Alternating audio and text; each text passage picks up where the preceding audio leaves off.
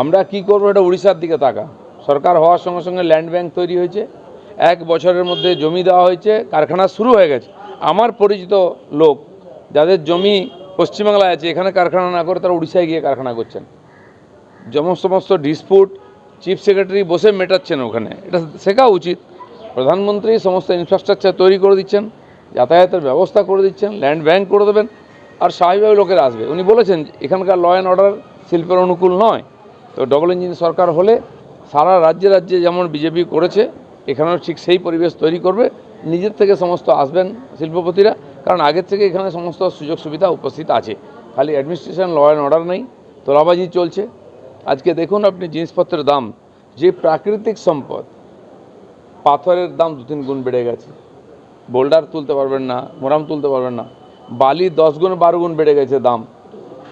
তারপরে জমি নেওয়ার পর থেকেই দালালরা জুটে যাবে, তাদের হাত দিয়ে জমি নিতে হবে।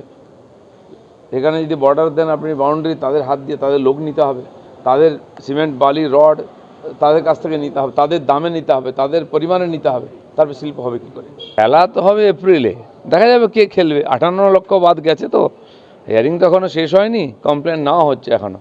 ওনারা ভাবছেন যে বিডিও অফিসকে, বিএলও অফিসকে ঘিরে দিয়ে এসডিও অফিসকে প্রক্রিয়াটাকেই থামিয়ে দেবেন, করতে দেবেন, সেটা হবে না। ইলেকশন কমিশন কন্ডিশন দিয়েছেন যাতে সুস্থভাবে হয়, সেটা হবেই। সুপ্রিম কোর্ট সবসময় তার যেটা ঠিক মনে হয় সেটা দেন, কে ব্যাকফুট কে ফ্রন্ট ফুটে নয়।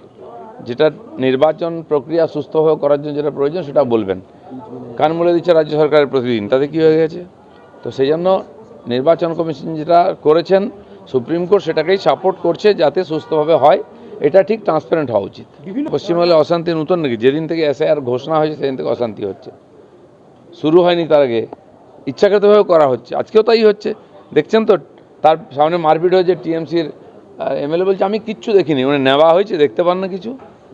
আমাদের 250-এর বেশি কর্মীকে খুন করা হয়েছে।